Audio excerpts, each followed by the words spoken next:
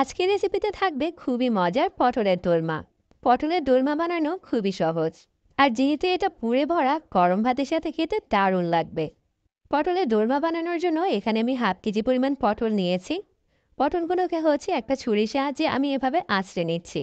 আর এই পটলগুলোকে আগেই পরিষ্কার পানি দিয়ে ধুয়ে নিয়েছিলাম। তো পটলের উপরে পাতলা আবরণটাকে আঁচড়ে নেওয়া হয়ে গিয়েছে। এবার এক সাইড থেকে এভাবে করে কেটে নিচ্ছি, অপর সাইড থেকেও হালকা করে একটু কেটে নিব। তারপর পটলের ভিতরের বিচিগুলোকে একটা চামচের সাহায্যে বের করে নিচ্ছি। আর ঠিক একইভাবে এখানে সবগুলো পটলকে প্রসেস করে নিয়েছি। এবার পটলের দোরমার জন্য কিমাটা রেডি করে নিব। এখানে আমি 250 গ্রামের মতো চিংড়ি মাছ নিয়েছি। অনেকেই আবার চিকেন দিয়ে এই কিমাটা রেডি করে থাকে, তবে চিংড়ি মাছের পুরে ভরা পটলের দোরমা খেতে বেশি ভালো লাগে।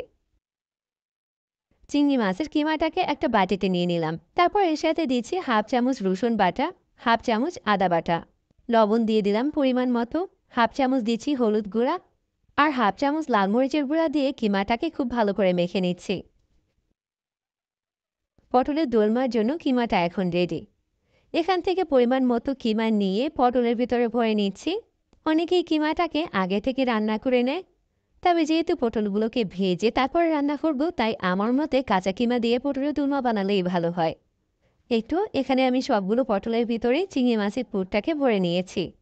এরপর রান্নার জন্য চুলায় পাত্র বসিয়ে পরিমাণ মতো তেল গরম করে নিয়েছি। তেলের সাথে 1/2 চামচ করে হলুদ, মরিচ আর লবণ দিয়ে দিচ্ছি। এবার পুর ভরা পটলগুলোকে তেলের সাথে এপাশ ওপাশ করে ভেজে নিব। এখন পটলগুলো ভাজা হয়ে গিয়েছে। এবার এগুলোকে তেল থেকে উঠিয়ে নিচ্ছি। কড়াইতে থাকা বাকি তেলের ভিতরে কিছু আস্তে গরম মশলা দিয়ে দিলাম, দারুচিনি, এলাচ আর তেজপাতা। এগুলোকে হালকা একটু ভেজে নিয়ে দিয়ে দিচ্ছি 1/2 কাপ পেঁয়াজ বাটা। পেঁয়াজ বাটাটাকে নেড়েচেড়ে কিছুক্ষণ ভেজে নিতে হবে।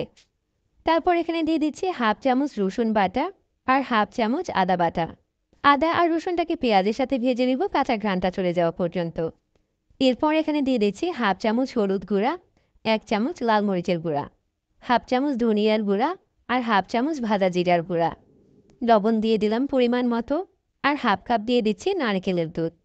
নারকেলের দুধটা দিলে পটলের দোরমাটা খেতে আরও বেশি ভালো লাগবে। এইসব মশলাগুলোকে কিছুক্ষণ কষিয়ে নিয়েছি। তারপর এখানে দিয়ে দিচ্ছি একটা টমেটোর পেস্ট। মশলাটাকে আবারও কিছুক্ষণ ভালো করে কষিয়ে নিব। মশলাটা এখন খুব ভালো করে কষানো হয়ে গিয়েছে। এবারে মশলার সাথে ভেজে রাখা পটলগুলোকে দিয়ে দিচ্ছি। এখানে পটলগুলো দেওয়ার সাথে সাথেই পানি দেওয়া যাবে না, এই মশলার সাথেও পটলগুলোকে কিছুক্ষণ কষিয়ে নিতে হবে। পটলগুলোকে মশলার সাথে কিছুক্ষণ কষিয়ে নিয়েছি। এবার এখানে 1 কাপ পানি দিয়ে দিচ্ছি। সবকিছু নেড়েচেড়ে মিশিয়ে দিচ্ছি, আর একটা ঢাকনা দিয়ে ঢেকে দিচ্ছি। পটলের দোরমাটা রান্না হতে খুব বেশি সময় লাগবে না। 5-6 মিনিট পরে ঢাকনাটা খুলে নিয়েছি। ঝোলটা অনেকটাই ঘন হয়ে গিয়েছে। এবার এখানে দিয়ে দিচ্ছি 1/2 চামচ গরম মশলার গুঁড়া, 5-6টা আস্ত কাঁচামরিচ, আর 1 টেবিল চামচ দিয়ে দিচ্ছি ঘি। এবার পটলগুলোকে আরও 2 মিনিটের মতো নেড়ে চেড়ে নিচ্ছি, তেলটা উপরে চলে আসা পর্যন্ত। তো আমাদের পটলের দোরমাটা এখন একদম রেডি। মাঝে মাঝে স্পেশাল কিছু রান্না করতে চাইলে এভাবে পটলের দোরমা রান্না করতে পারেন। ঝটপট খুবই সহজে বানানো হয়ে গেল পটলের দোরমা। আশা করছি প্রতিদিনের মতো আজকের রেসিপিও সবার কাছে ভালো লেগেছে। সহজ রেসিপি পেতে আমাদের পেজ ফলো করতে পারেন আর চ্যানেল সাবস্ক্রাইব করতে পারেন। সাথে থাকার জন্য সবাইকে ধন্যবাদ জানিয়ে বিদায় নিচ্ছি।